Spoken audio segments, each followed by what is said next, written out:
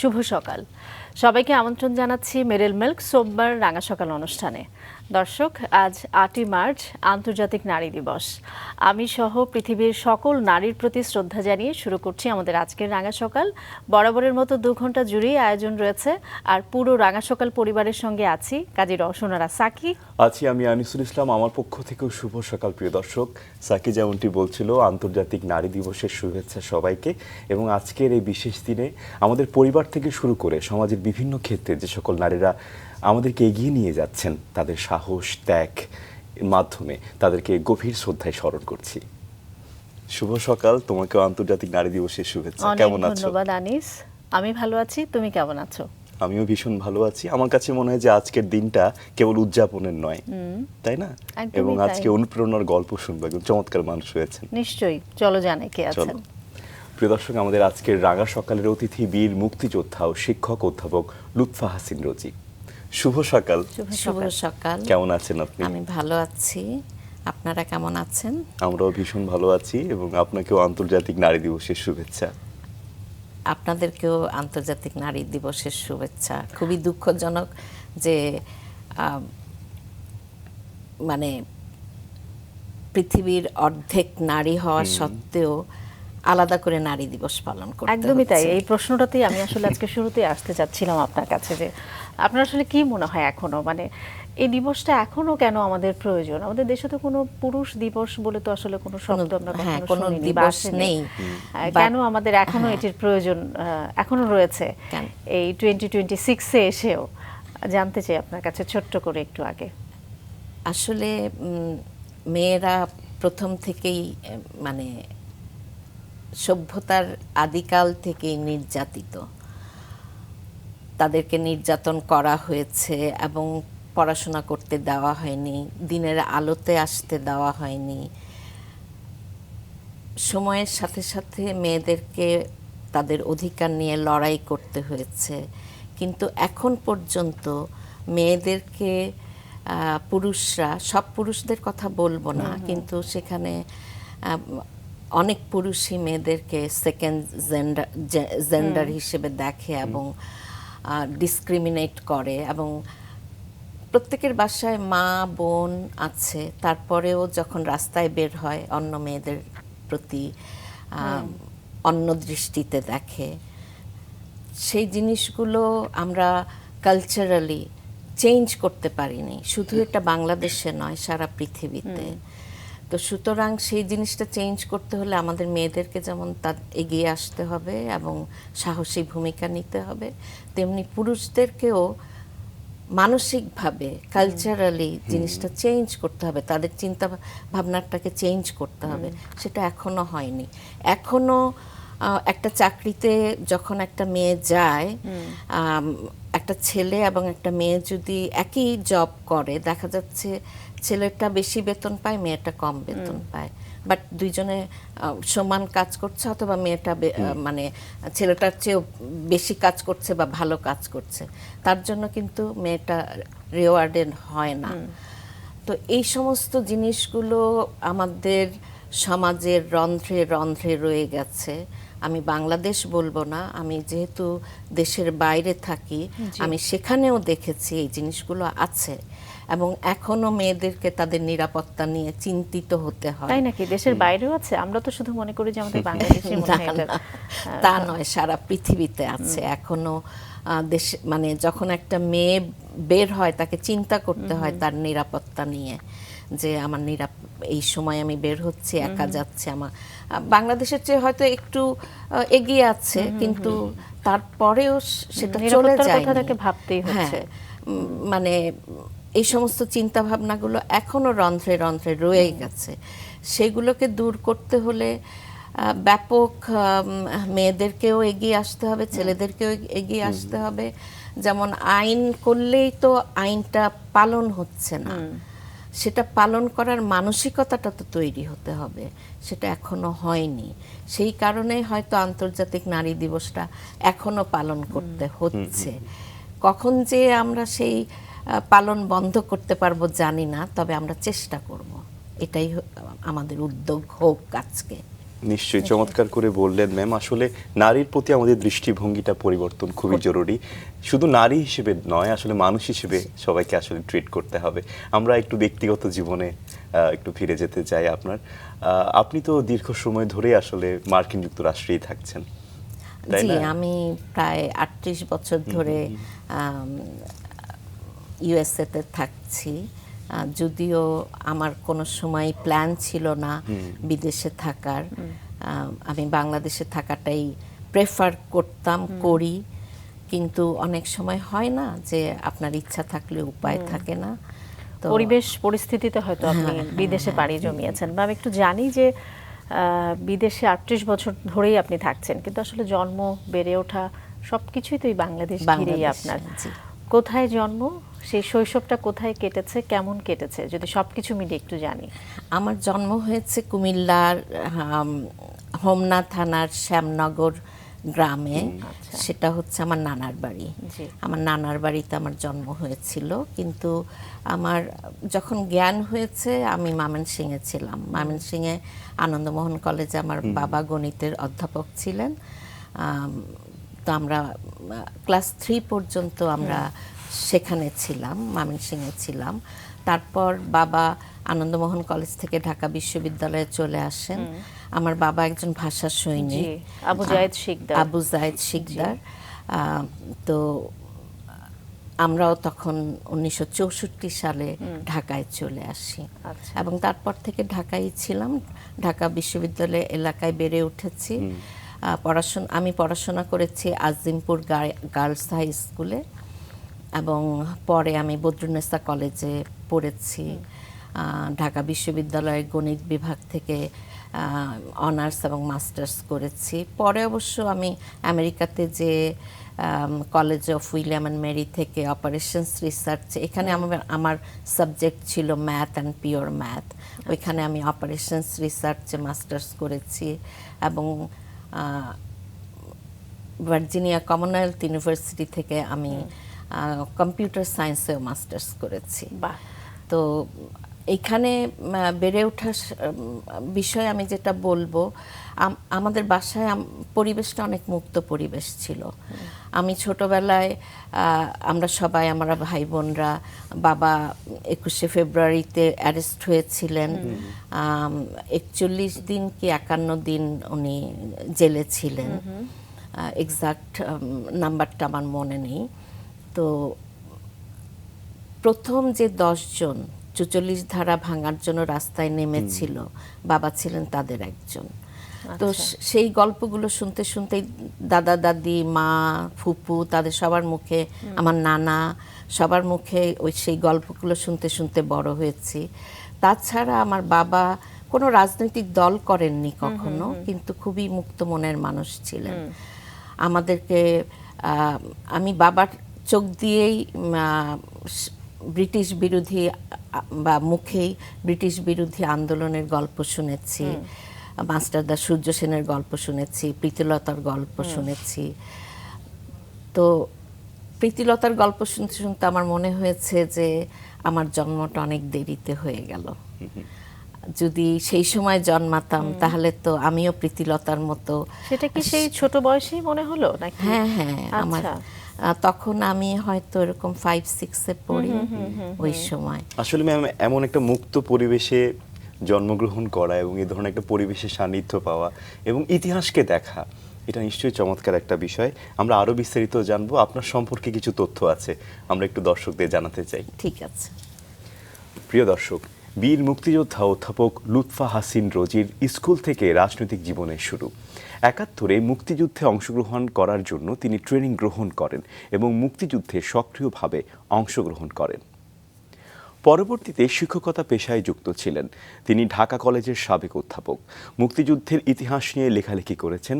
মুক্তিযুদ্ধের পূর্বাপর স্বাধীনতা যুদ্ধকাল বইটি তার একটি উল্লেখযোগ্য কাজ। যুদ্ধকালীন নানা অভিজ্ঞতা তার লেখায় উঠে এসেছে। একজন সমাজকর্মী হিসেবেও দেশের জন্য গুরুত্বপূর্ণ অবদান রেখে চলেছেন। জেন্ডার সমতা ও নারী অধিকার আন্দোলনেও অগ্রণী ভূমিকা রেখেছেন। তার তত্ত্বাবধানে গড়ে উঠেছিল নারী সংগঠন নারী অধিকার আন্দোলন। এইসব প্রসঙ্গে তো অবশ্যই আসবো। একটু পরিবারের কথা যেমনটি শুনছিলাম যে বাবা এমন চমৎকার একজন মানুষ ছিলেন, প্রগতিশীল একজন মানুষ ছিলেন, এবং তার দৃষ্টিতে আপনি আসলে নিজেকে খুঁজে পেয়েছেন, ইতিহাসকে আসলে ইতিহাসের পথ ধরে হেঁটেছেন, সে কথাগুলো একটু শুনতে চাই।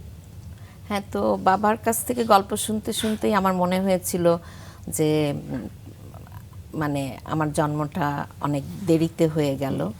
তো আমাদের বাসাটা ছিল, আমরা ইউনিভার্সিটির ফুলার রোডে 17 এতে থাকতাম, এবং 17 এর মানে 17 নাম্বার বিল্ডিংটা ছিল একদম, এখন জহুরুল হক হল, তখন এটার নাম ছিল ইকবাল হল, ঠিক ইকবাল হলের ক্যান্টিন বরাবর। সেই সময় মানে আমরা 65, 66 এবং স্বাধীনতার পূর্বকালে ইকবাল হল এবং ইকবাল হলের ক্যান্টিন ছিল ছাত্র রাজনীতির একটা কেন্দ্রবিন্দু। তো সেখানে আমরা সমস্ত মানে জানলায় দাঁড়ালেই সবকিছু দেখতে পেতাম। তো একদিন আমি আর বাবা কথা বলছিলাম কিছু নিয়ে, কি নিয়ে কথা বলছিলাম মনে নেই, কিন্তু বাবা একটা মিছিলের আওয়াজ শুনে আমি আর বাবা যে জানলায় দাঁড়ালাম, দাঁড়িয়ে পাশাপাশি দাঁড়িয়ে মিছিল দেখছি। প্রথম মিছিলটা এসেছিল ছাত্র ইউনিয়নের, ওরা সাম্যের, ঐক্যের, ওই মানে দুনিয়ার মজদুর এক হও এই টাইপের স্লোগান দিয়ে চলে গেল মুসলিম আর SM হলের দিকে।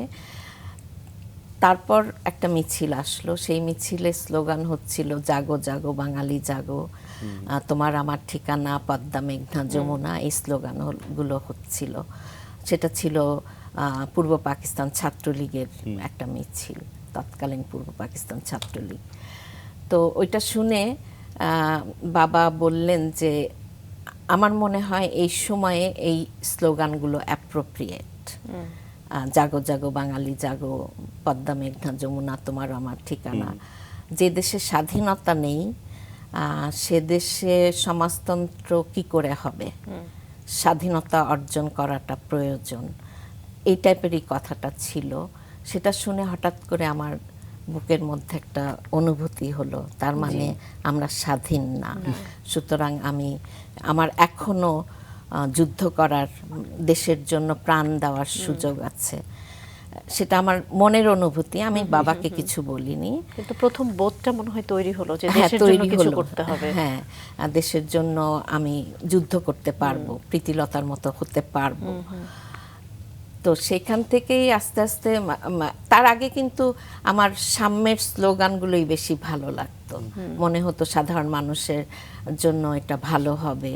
কিন্তু সেই মুহূর্তে আমার চিন্তার গতিটা অন্যদিকে চলে গেল যে দেশকে স্বাধীন করতে হবে। এবং তখন থেকেই আমি ছাত্রলীগের সাথে মানসিকভাবে জড়িত হলাম। তারপর 67-68 সালে বাবার এক ভাই, তার নাম হচ্ছে মনিরুল ইসলাম, সবাই তাকে মার্শাল মনি বলে।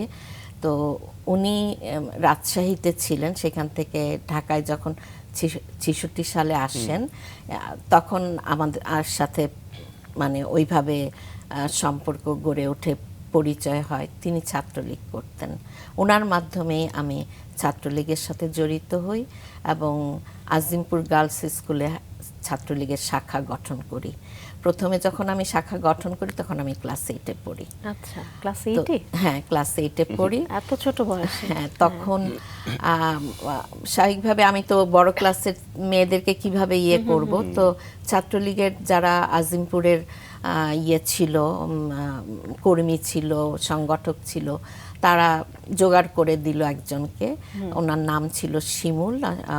উনি তখন ক্লাস 9-এ পড়ে, আমি শিমুল আপা ডাকতাম। শিমুল আপা আবার আরেকজনকে জোগাড় করলো, তাকে আমি সবাইকেই চিনি, কিন্তু তখন নাদিরা জামান, তাকে আমরা প্রেসিডেন্ট বানালাম, শিমুল আপা সেক্রেটারি হলো, আমি অর্গানাইজিং সেক্রেটারি হলাম।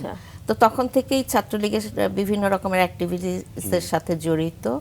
তবে আমার মানে প্রকাশ্য রাজনীতিতে আসার সময়টা হচ্ছে 1970 সাল। 69-এ আমি গেছি, বটতলায় মিটিংয়ে গেছি, অংশগ্রহণ করেছি। হ্যাঁ, গণ অভ্যুত্থানে, 69-এর গণ অভ্যুত্থানের সময় কিন্তু আমরা সমস্ত কিছু চোখের সামনে দেখেছি, কি হচ্ছে না হচ্ছে খবর ছিল। তো 70 সালে যখন আমি ক্লাস 9-এ উঠলাম, তখন আমাদেরকে শুনতে হলো যে পাকিস্তান দেশকৃষ্টি নামে একটা সাবজেক্ট আমাদেরকে পড়তে হবে। আচ্ছা। এবং সেই সাবজেক্টটা যখন অ্যাড করা হলো, আমি সায়েন্সে ছিলাম, আর্টসে কোন সাবজেক্ট থেকে না এটা ঠিক, এখন 1000-এ পরীক্ষা হতো, সেই 1000-এর সাথে 50 যোগ করে 1050-এ হতে পারতো। কিন্তু ওরা কি করলো, সায়েন্সে যেমন কেমিস্ট্রি থেকে 25 এবং ফিজিক্স থেকে 25 নিয়ে ওই ইতিহাসের মানে পাকিস্তান দেশকৃষ্টি ছিল ইতিহাসমূলক, ইতিহাস ভিত্তিক একটা বই, সেটা পড়তে মানে পরীক্ষা দিতে হবে। তো আমার মাথায় ওটা নিয়ে কোনো কিছু আসেনি, বা আমি ওটা নিয়ে খুব চিন্তিত ছিলাম না, কারণ আমি ভালো ছাত্রী ছিলাম, সবসময় ক্লাসে ফার্স্ট সেকেন্ড হতাম।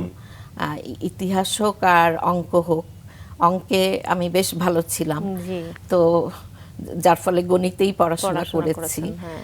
তো কিন্তু আমি বাংলা, ইংলিশ কিংবা ইতিহাস সেগুলোতে আমি ভালো নাম্বার পেতাম, সো আমি ওটা নিয়ে খুব চিন্তিত ছিলাম না। তো আমাদের হাফ ইয়ারলি পরীক্ষা হয়ে গেছে 1970 সালে।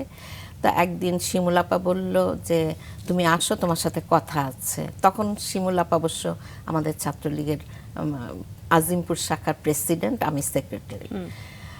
তো বললো তোমার সাথে কথা আছে। তো আরো কয়েকজন মানে আমি তো ক্লাস 9-এ পড়ি, ক্লাস 10-এর আরো কয়েকজন ছাত্রী আর কি একটা রুমে ঢুকে দরজাটা বন্ধ করে দিল, বন্ধ করে বলল যে পাকিস্তান দেশকৃষ্টি এটা নিয়ে কিছু চিন্তা করেছো? তো আমি বললাম যে না, আমি তো কিছু চিন্তা করি নাই।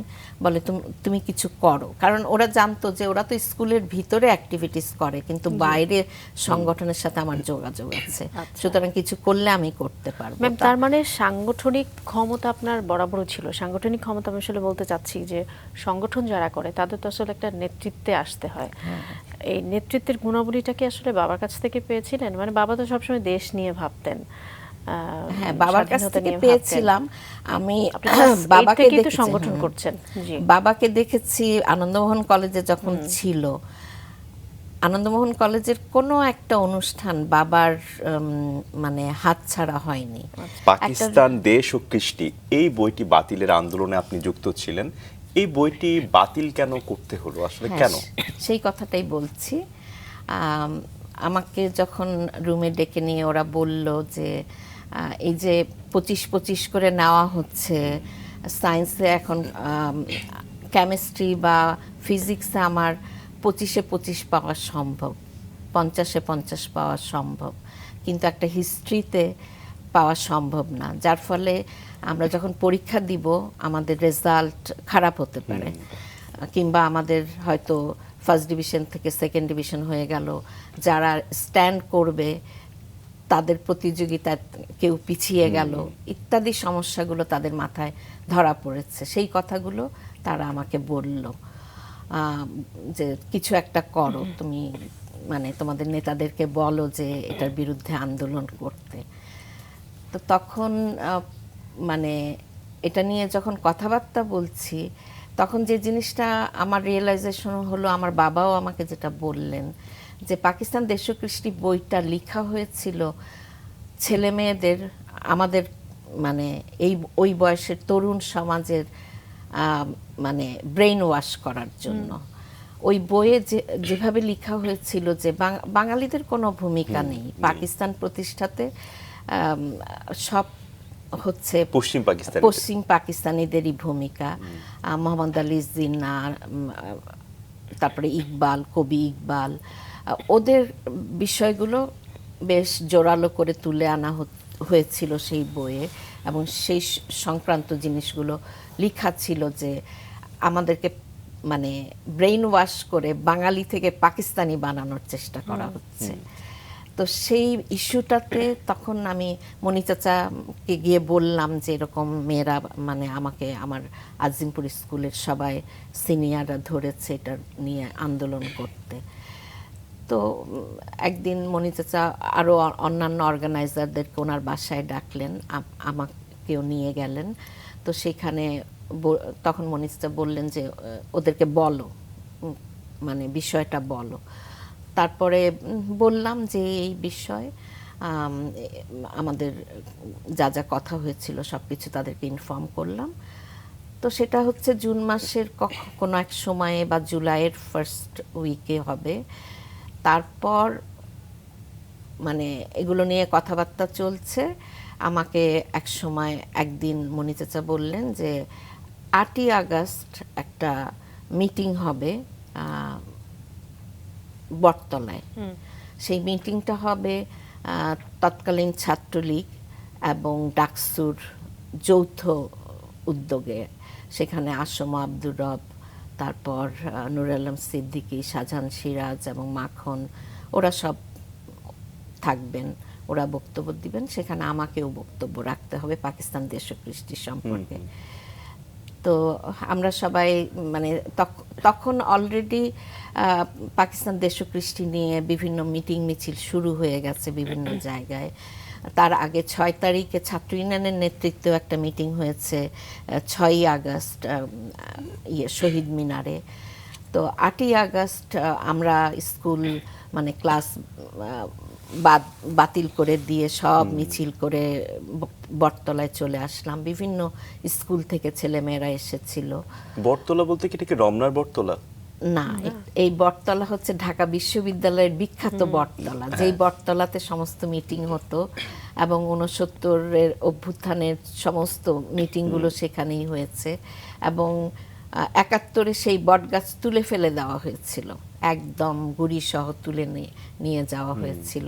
এখন স্বাধীন হওয়ার পরে এডওয়ার্ড কেনেডি এসে আরেকটা বটগাছ পুঁতে দিয়ে গেছেন। এখন আমরা সেই গাছটা দেখি। তো সেই বটতলায় মিটিং হচ্ছে, একটা টেবিলের উপরে দাঁড়িয়ে সবাই বক্তব্য দিচ্ছে। তো আমার নাম যখন বলা হলো, তো আমি তো ছোটোখাটো শুকনা, এখনকার মতো মোটা না। তো হ্যাঁ, তো আমি ভাবছি যে টেবিলে উঠবো কিভাবে। তো তার মধ্যেই দেখি কেউ একজন আমার কোমরে ধরে টেবিলের উপর দাঁড় করিয়ে দিল। তো আমি বললাম দেশ ও কৃষ্টি বইটা কি, কেন এবং কি কারণে বাতিল করা প্রয়োজন। দুটো কারণ, একটা হলো যেটার কন্টেন্ট, এখানে যা মানে এই বইটার মাধ্যমে যা করার চেষ্টা করা হচ্ছে সেই কারণে বাতিল করতে হবে। আরেকটা কারণ হচ্ছে যে এই সাবজেক্টটা চালু থাকলে পরে ম্যাট্রিক পরীক্ষার রেজাল্টে আমাদের অসুবিধা হবে। সেই কারণে আমরা এটার বাতিল চাই। আরেকজনও বক্তব্য রেখেছিলেন, সেটা হচ্ছে সরকারি ল্যাবরেটরি স্কুলের ডক্টর মোস্তাক হোসেন। এখন সে ডাক্তার, কিন্তু তখন ওই স্কুলের ছাত্র ছিল, সেও বক্তব্য রাখলো। তো সেদিনই বিকেলবেলা মোস্তাক এবং আমাকে জয়েন্ট কনভেনার করে একটা সংগ্রাম পরিষদ গঠন করা হলো দেশ ও কৃষ্টি বাতিলের, পাকিস্তান দেশ ও কৃষ্টি বাতিলের জন্য। এবং এটা হচ্ছে ডাকসুর তত্ত্বাবধানে সংগ্রাম পরিষদটা হলো। অবভিয়াসলি ডাকসুর ভিপি আসম আব্দুর রব হচ্ছে আহ্বায়ক আর আমরা জয়েন্ট কনভেনার। এরপর থেকে প্রতি সপ্তাহে প্রোগ্রাম চলতে লাগলো লাগাতার, ধর্মঘট। এবং তখন দেশ ও কৃষ্টি বাতিল নিয়ে সারা দেশে আন্দোলনটা এত ছড়িয়ে পড়ল। আমাদের সংগ্রাম পরিষদ ছাড়াও ছাত্র ইউনিয়নের নেতৃত্বে একটা সংগ্রাম পরিষদ তৈরি হয়েছিল, বাংলা ছাত্রলীগের নেতৃত্বে সংগ্রাম পরিষদ তৈরি হয়েছিল, অনেকগুলা সংগ্রাম পরিষদ। কিন্তু যখন প্রোগ্রাম হতো, যেদিন প্রোগ্রাম হতো, প্রত্যেকটা সংগ্রাম পরিষদেরই প্রোগ্রাম থাকতো। আমরা যদি মানে বটতলায় প্রোগ্রাম করতাম, তাহলে ছাত্র ইউনিয়নের যে সংগ্রাম পরিষদ তারা শহীদ মিনারে করত, আমরা শহীদ মিনারে করলে ওরা বটতলায় করত। এবং অন্যান্য বিভিন্ন জায়গায় এই মিটিং মিছিলগুলো হতো, আমরা মিছিল করে প্রতিবাদ জানাতাম। তো এইভাবে আন্দোলনটা চলতে চলতে অক্টোবর মাসে যে কথা হলো যে আমরা শিক্ষা ভবন ঘেরাও করব। শিক্ষা ভবন, এখনো বোধহয় এটা শিক্ষা ভবন, তখন এটাকে বলা হতো ডিপিআই অফিস। আমরা ডিপিআই অফিস হ্যাঁ ঘেরাও করব। তো সেদিন আমরা গেলাম, সবাই মিছিল করে সেখানে গেলাম।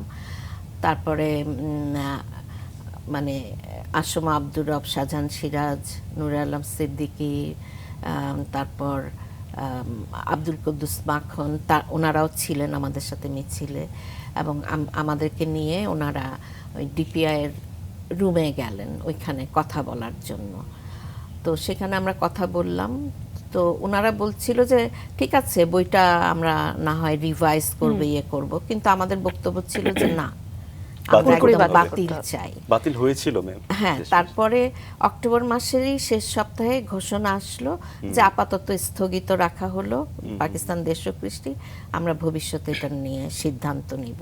তাহলে এটা আসলে মানে সেই সময় এক ধরনের সফলতা, আপনাদের রাজনৈতিক সফলতা। এই আন্দোলনের মধ্য দিয়ে আসলে আমাদের জেনারেশন, আমরা এই যে ক্লাস 7, 8, 9, 10 সমস্ত ছেলেমেয়েরা স্বাধীনতার ব্যাপারে খুব মানে হয়েছিল, সচেতন হয়েছিল, এবং স্বাধীনতা যুদ্ধে অনেক ইয়াং ছেলে মেয়েদেরকে অংশগ্রহণ করতে দেখা গেছে, এবং সেটা এই পাকিস্তান দেশপ্রীতি বাতিলের যে মুভমেন্ট, সেই মুভমেন্টের মধ্য দিয়েই সেই জেনারেশনটা গড়ে উঠেছিল। একদমই ম্যাম, আসলে একটা কম্বাইন্ড এফোর্ট ছিল মহান মুক্তিযুদ্ধে। আসলে আপনাদের মতো মানুষগুলোই আসলে এগিয়ে নিয়ে গিয়েছিল আসলে সেই আন্দোলন।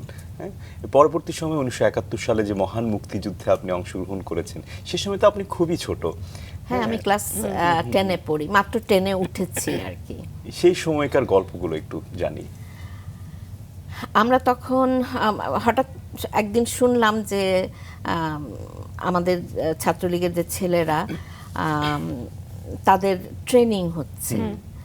কত সালের কত, মানে এটা কোন মাসের কথা? 1971-এ ফেব্রুয়ারি মাসের কথা। তখন মার্চ মাসের শুরুতে মনে হয় ওদের ট্রেনিং শুরু হয়েছিল। তো শুনে আমি তো মনি চাচাকে, আমার যাওয়ার জায়গা হচ্ছে আমার মনি চাচা, মনি চাচাকে ধরলাম যে ছেলেদের ট্রেনিং হচ্ছে, আমাদের হচ্ছে না কেন? তখন উনি বললেন যে তুই এক কাজ কর, তুই রবকে গিয়ে বল, তাহলে কাজ হবে। তো আমি ডাকসু অফিসে আসমর রবের রুমে গেলাম, যে আমি তখন একটু ছিলাম, এত ধীর স্থির ছিলাম না, একটু তখন অল্প বয়স, তো যে চিল্লাপাল্লা শুরু করলাম যে রব ভাই, সবার ট্রেনিং, ছেলেদের ট্রেনিং হচ্ছে, মেয়েদের ট্রেনিং হচ্ছে না কেন? তো উনি বলল যে উনি যদিও মানে মনি চাচার কারণে আমি বেশিরভাগ লোককে চাচা ডাকতাম, কিন্তু রব ভাইকে আমি ভাই ডাকতাম, যেহেতু একটা কমন হয়ে গেছিল। কিন্তু উনি আমাকে ভাস্তির মতোই মানে করতেন আর কি, স্নেহ করতেন। তো উনি তখন বললেন যে হ্যাঁ হ্যাঁ, এটা তো খুবই ভুল হয়ে গেছে, আমি ঠিক আছে, আমি দেখছি। তার একদিন 2 দিন পরেই আমাদের মেয়েদের ট্রেনিংয়ের ব্যবস্থা করা হলো। আমাদের ট্রেনিংটা হতো আর্টস ফ্যাকাল্টির ছাদের উপরে, এগুলো ডামি রাইফেল নিয়ে লেফট রাইট করা ইত্যাদি। কারা প্রশিক্ষণ দিতেন ম্যাম? প্রশিক্ষণ দিতেন ওনার নাম হচ্ছে দুদু ভাই একজন, ওনার নাম হচ্ছে সিরাজুল ইসলাম দুদু, আর পিয়ারু ভাইয়ের পুরো নামটা এই মুহূর্তে আমার মনে পড়ছে না। দুদু এবং পিয়ারু, ওনারা দুইজন ছেলেদেরকেও ট্রেনিং দিতেন, আমাদেরকেও ট্রেনিং দিতেন। তারপর ট্রেনিং নেওয়ার পরে 1971 সালে যখন মার্চে যখন আসলে মুক্তিযুদ্ধের একটা উত্তাল সময়, সেই সময়টা আসলে কেমন দেখেছিলেন? সেই সময় তো প্রতিদিন মানে অসহযোগ আন্দোলন চলছে। 1 তারিখে অথবা 3 তারিখে বঙ্গবন্ধু শেখ মুজিবুর রহমান অসহযোগের ডাক দিলেন। তো স্বাভাবিকভাবে স্কুল কলেজ হচ্ছে না, বাবা তো অফিসে চলে যান। বাবা অফিসে গেলে টুকটুক করে আমি আর আমার ছোট বোন নাজমা শাহিন বেবি, আমরা দুইজন ডাকসু অফিসের ওখানে চলে আসতাম। ওইখানে এসে এই সংক্রান্ত কি কাজ আছে না আছে ওইগুলোর সাথে জড়িত থাকতাম, ট্রেনিং হতো। তারপরে আর ওই সময় আমাদের খুব মানে এই স্বদেশী আন্দোলন যেটা ব্রিটিশ ভারতে হয়েছিল, সেই সমস্ত আন্দোলনের যে সমস্ত কাহিনীগুলো সারা পৃথিবীতে মুক্তিযুদ্ধের যে বই, সেগুলো পড়ার একটা নেশা ছিল আমাদের। তো আমরা সেই বইগুলো জোগাড় করতাম, একটা বই হাতে পেলেই বাসায় এসে পড়তে শুরু করে দিতাম, আর নিজেকে প্রস্তুত করতাম যে এই রকম সিচুয়েশন হলে যুদ্ধের সময় কি করব। তো 25শে মার্চেও আমাদের ট্রেনিং হলো। আচ্ছা, হ্যাঁ, ট্রেনিং হলো। ট্রেনিংয়ের পরে আমি আর আমার বোন হাঁটতে হাঁটতে ইকবাল হলের আসলাম। তো ইকবাল হলের ওইখানে আসতেই একটা মানে সামনে ওদের যে অডিটোরিয়ামের এক পাশের একটা মাঠে দাঁড়িয়ে থাকতে দেখলাম রায়হান ফেরদৌস মধু এবং আফতাবউদ্দিন আহমেদ। তো রায়হান ফেরদৌস মধুর হাতে একটা বই, সেই বইটা সম্ভবত ভুলে গেলাম কেন, নিকারাগুয়া বা কোনো জায়গার আর কি মানে মুভমেন্টের উপরে। তা আমি বইটা চাইলাম, উনি বলল যে না, এই বইটা তো দেওয়া যাবে না। তা আমি খুব পিড়াপিড়ি করতে থাকলাম বইটা আমাকে দেওয়ার জন্য। তো বলে যে আমি দিতে পারি, কিন্তু তুমি কালকে সকালে এটা ফেরত দিবে। ওটা কিন্তু প্রায় 350-400 পাতার একটা বই। তা আমি বললাম ঠিক আছে দিব, বলে ওই বইটা নিয়ে আমি আর আমার বোন বাসায় চলে আসলাম। এসে তো আমি পড়তে শুরু করে দিলাম বইটা। বই পড়ার একটা অন্যরকম নেশা আপনার ছিল। হ্যাঁ হ্যাঁ, তো বইটা পড়তে শুরু করে দিলাম। আমি গোগ্রাসে পড়ছি যে আমাকে তো এই দ্রুত আজকে শেষ রাতেই করতে শেষ করতে হবে। তো তার মধ্যেই ওই যে ট্রেনিং হচ্ছিল, ছেলেদের ট্রেনিং রাতের বেলা হতো। তো ওই যে দুই পক্ষ মনে হয় ইয়ে করে করছিল। তো হঠাৎ করে শুনি যে আমাদের জানলার কাছে কোনো কারো মুভমেন্ট হচ্ছে আর কি। তো আমি জানলায় যেয়ে দেখলাম যে আমার একটা বাগান ছিল, সেখানে গোলাপ গাছ, বেলি গাছ এগুলো ছিল, দোলন চাপা ছিল।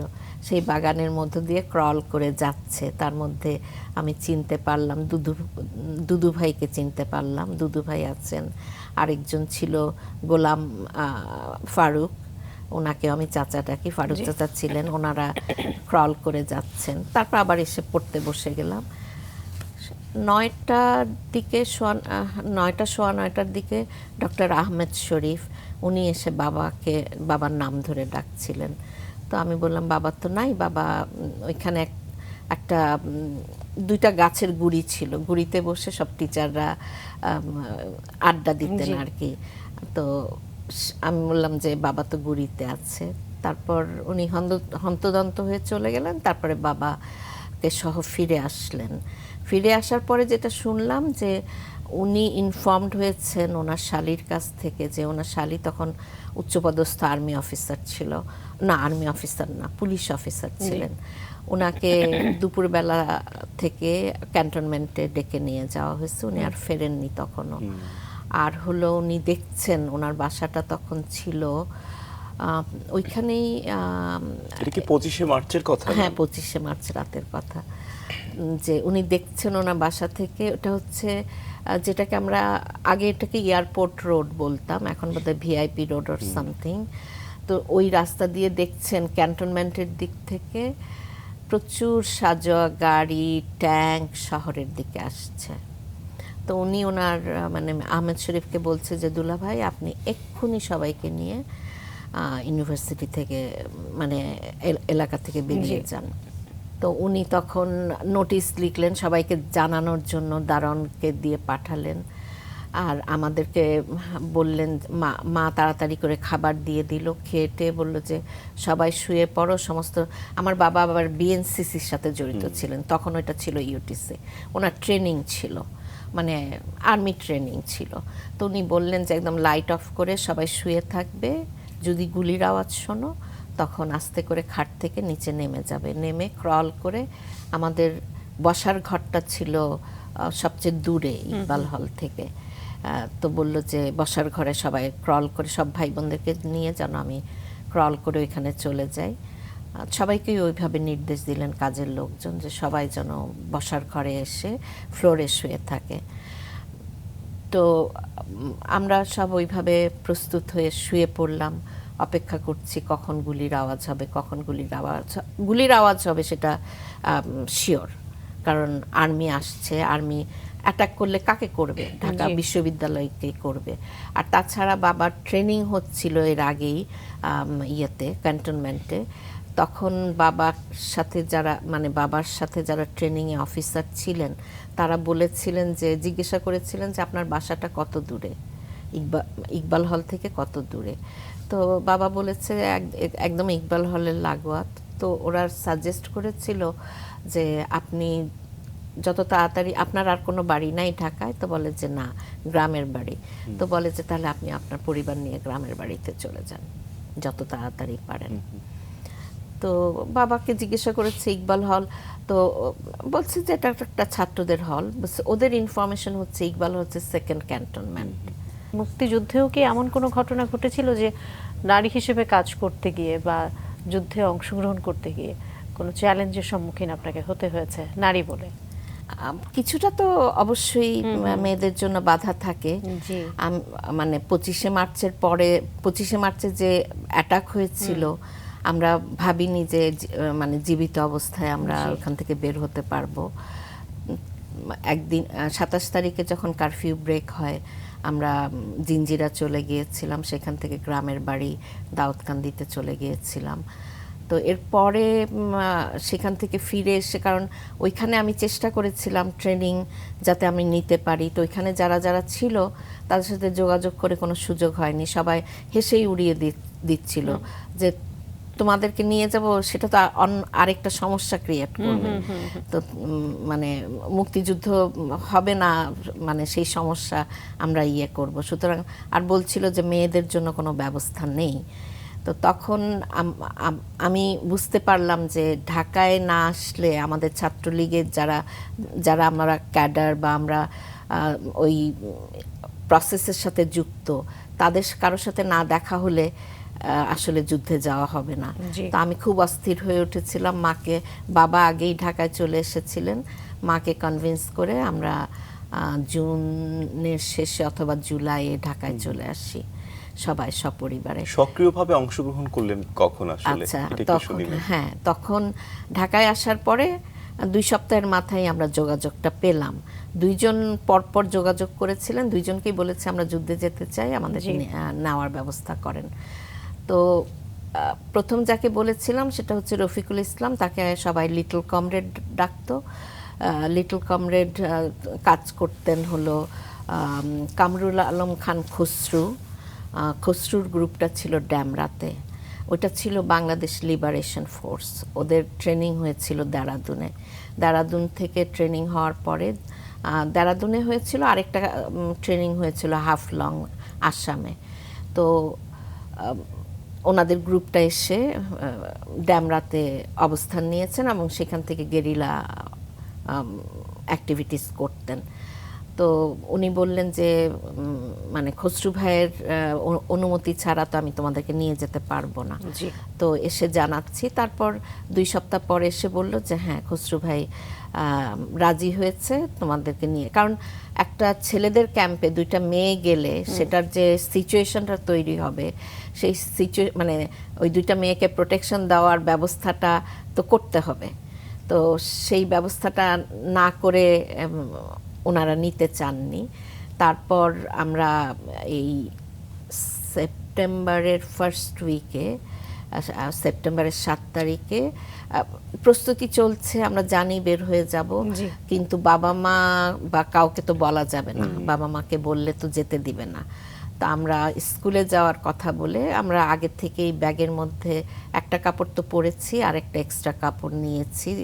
তখন সালোয়ার কামিজ পরতাম, সালোয়ার কামিজ, এই ব্রাশ, একটা গামছা, এই টাইপের জিনিস স্কুল ব্যাগের মধ্যেই ভরে নিয়ে আমরা স্কুলে যাওয়ার কথা বলে বের হয়ে যাই এবং পলাশির মোড়ে লিটল কমরেডের সাথে দেখা করি। সেখান থেকে রিক্সা করে আমরা নদী পেরিয়ে ওটা কি কামরাঙ্গীর চরে যাই।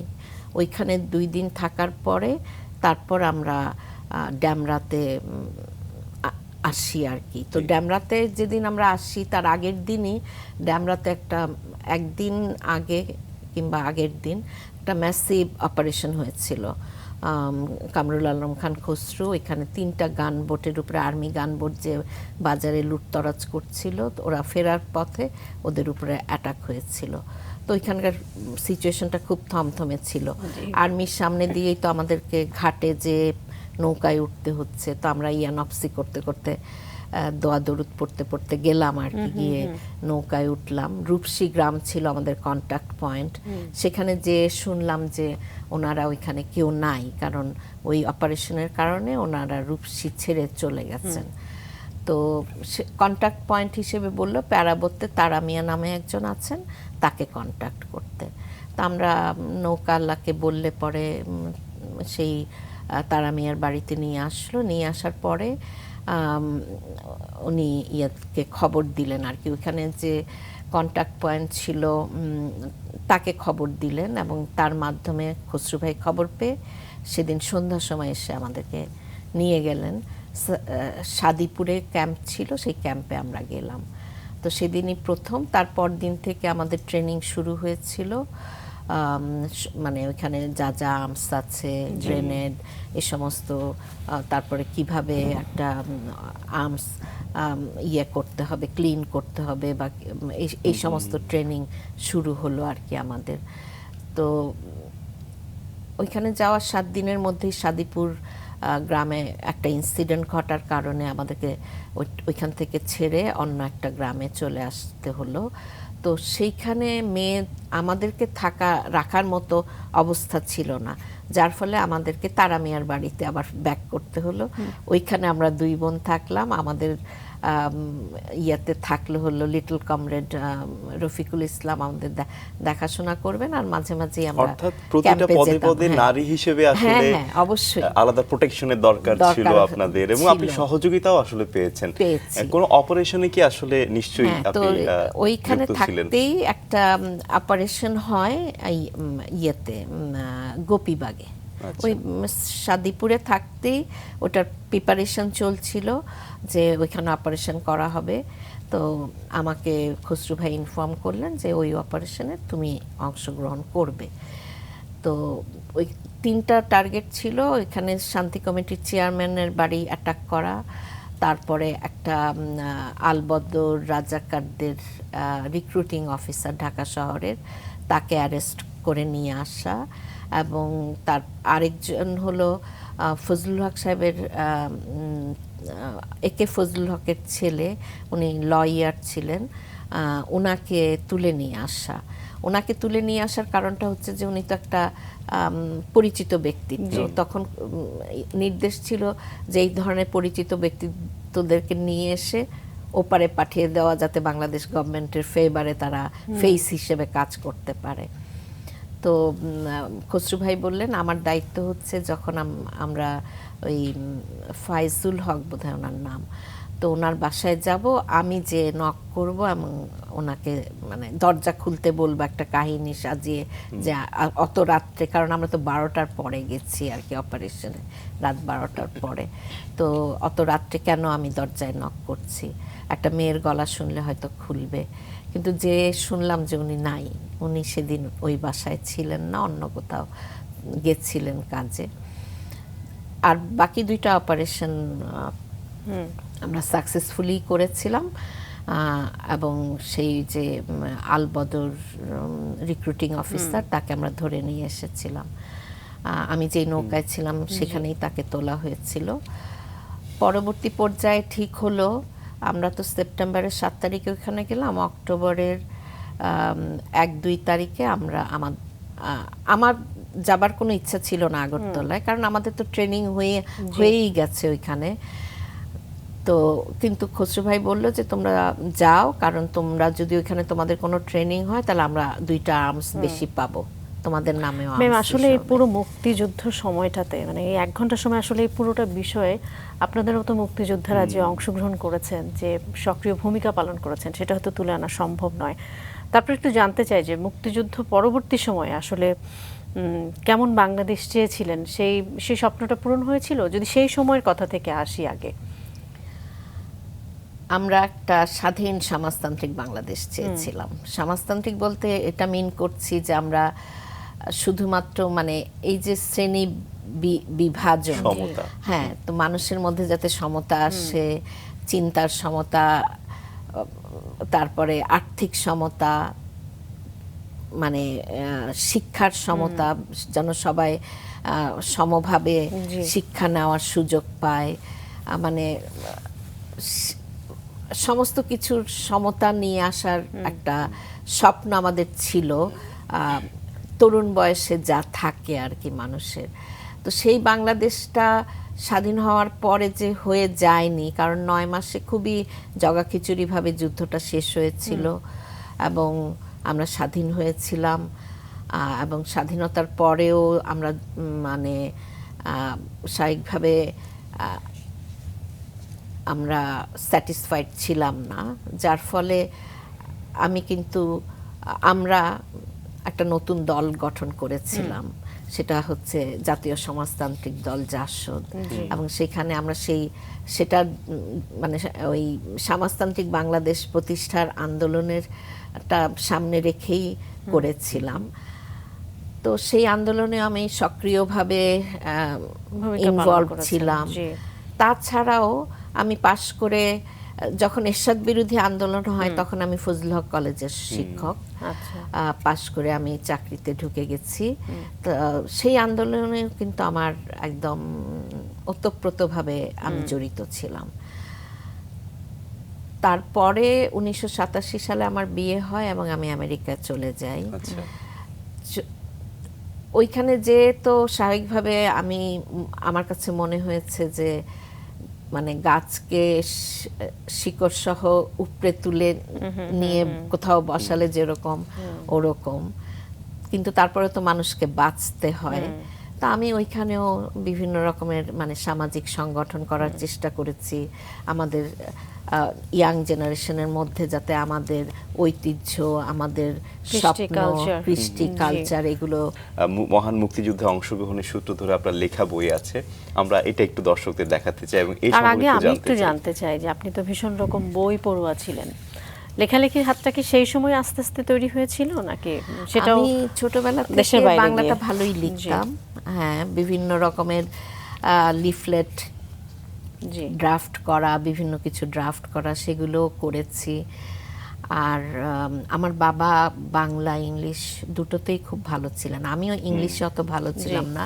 আপাতত এখন ইংলিশে লিখতে পারি, কিন্তু বাংলাতে আমি কিন্তু খারাপ নাম্বার পেতাম না, আমি লেটার মার্কস পেতাম আর কি। জি জি, আপনি সব সাবজেক্টেই বরাবরই ভালো ছিলেন, মোটামুটি গণিত একটু বেশি, যেহেতু গণিত নিয়ে পড়েছেন। ম্যাম, এই বইটা নিয়ে যদি একটু শুনি, যে মুক্তিযুদ্ধের পূর্বাপর স্বাধীনতা যুদ্ধকাল, আমার কাহিনীগুলো এটা শুধু আমি তুলে এনেছি 25শে মার্চ থেকে স্বাধীনতা পর্যন্ত, মানে দেশে ফিরে আসা পর্যন্ত সময়টা কি কি ঘটেছিল, আমি কিভাবে অংশগ্রহণ করেছি, এটা হচ্ছে আমার স্মৃতি। আমি যেভাবে যা যা দেখেছি সেগুলো এখানে লিপিবদ্ধ করেছি। জি, বলছিলেন দেশের বাইরে চলে যাবার কথা, তো যখন আপনি দেশের বাইরে চলে গেলেন 87 সালের কথা বলছেন মনে হয়। 87 নভেম্বরে আমি চলে গেছি দেশের বাইরে। ওটাই তো প্রথম মনে হয় যাওয়া আপনার?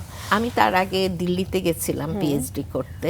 তো তার মধ্যে বিয়ে হওয়াতে সবাই বলল, কেন তুমি দিল্লিতে থাকবে, তুমি আমেরিকায় চলে যাও। চারিদিকের প্রেসারে শেষে আমি আমেরিকায় চলে গেলাম। কি আর কমপ্লিট হলো না? আর কমপ্লিট হলো না। আচ্ছা, কিন্তু আপনি আমেরিকায় গিয়েও তো পড়াশোনা করলেন। হ্যাঁ, আমি পড়াশোনা করেছি, কিন্তু পিএইচডি প্রোগ্রামে 2বার এনরোল করেছি, 2বারই হয়ে ওঠে নাই বিভিন্ন কারণে। একটাতে হলো আমার অ্যাডভাইজার মানে মারা গেলেন, আর আরেকটাতে হলো আমার তখন মাত্র আমার ছেলে হয়েছে, সুতরাং সেটা আমি আর কন্টিনিউ করতে পারি নাই বাচ্চা নিয়ে। ওইখানে তো খুবই নিজেকে সবকিছু একা একা করতে হয়, তো সেই কারণে আমি ডিসকন্টিনিউ করেছি। আচ্ছা ম্যাম, আপনি college of William and Mary এবং পরবর্তী সময় ভার্জিনিয়া কমনওয়েলথ ইউনিভার্সিটিতে কম্পিউটার সায়েন্স নিয়ে পড়েছেন। কম্পিউটার সায়েন্স নিয়ে পড়ার সিদ্ধান্ত আসলে কেন নিয়েছিলেন? আমি যখন অপারেশনস রিসার্চে পড়ি উইলিয়াম অ্যান্ড মেরিতে, আমার বাবা বলছিল যে তুমি কম্পিউটার সায়েন্স নিয়ে পড়ো, কিন্তু তখন আমার কাছে জিনিসটা খুব মানে আমি ঠিক ইউজ টু হয়ে উঠি নাই কম্পিউটারের সাথে।